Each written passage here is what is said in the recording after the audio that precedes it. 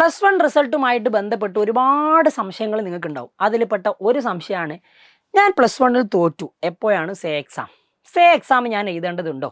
Say എക്സാമിന് എന്തൊക്കെ ചോദ്യങ്ങളായിരിക്കും ചോദിക്കുക? ഞാൻ ആദ്യം ഒരു കാര്യം പറഞ്ഞു തരട്ടെ.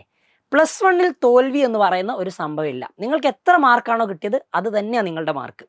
അടുത്ത വർഷത്തെ പ്ലസ് ടുവിൻ്റെ മാർക്കും കൂടി കൂട്ടിയിട്ടാണ് നിങ്ങൾ തോറ്റോ ജയിച്ചോ എന്നുള്ളത് തീരുമാനിക്കുക.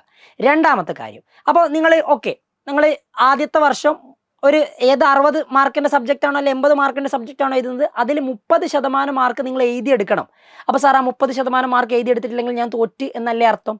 നിങ്ങൾ ഒഫീഷ്യലി തോൽക്കില്ല. നിങ്ങൾ അടുത്ത വർഷത്തെ മാർക്ക് കൂടി കാൽക്കുലേറ്റ് ചെയ്തിട്ട് മാത്രമേ നിങ്ങളുടെ തോൽവി പറയൂ. അപ്പോൾ ഞാൻ ഈ വർഷം എനിക്ക് 60-ൽ 30% 18 കുറവാണ് കിട്ടുന്നതെങ്കിലോ? 30% കുറവല്ലേ? അപ്പം ഞാൻ തോറ്റു എന്നല്ല അർത്ഥം? അല്ല, നിങ്ങൾ തോൽക്കില്ല. അടുത്ത വർഷത്തെ മാർക്ക് കൂടി കൂട്ടിയിട്ടേ തോൽക്കൂ. അങ്ങനെയാണെങ്കിലും സാർ, എനിക്ക് സേ എക്സാം എഴുതിക്കൂടെ? ഇല്ല.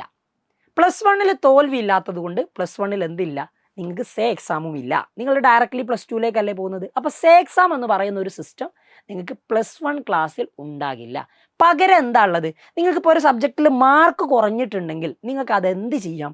ഇംപ്രൂവ് ചെയ്യാം. അതിന് വേണ്ടിയിട്ടാണ് ഇംപ്രൂവ്മെൻ്റ് എക്സാം. അപ്പോൾ മനസ്സിലാക്കി വെക്കേണ്ട കാര്യം, പ്ലസ് വണ്ണിൽ സേ എക്സാം ഉണ്ടാകില്ല.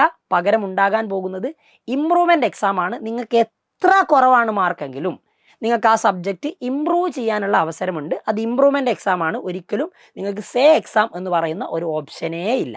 അപ്പോൾ ആ കാര്യം കൃത്യമായിട്ട് മനസ്സിലാക്കി വെക്കുക.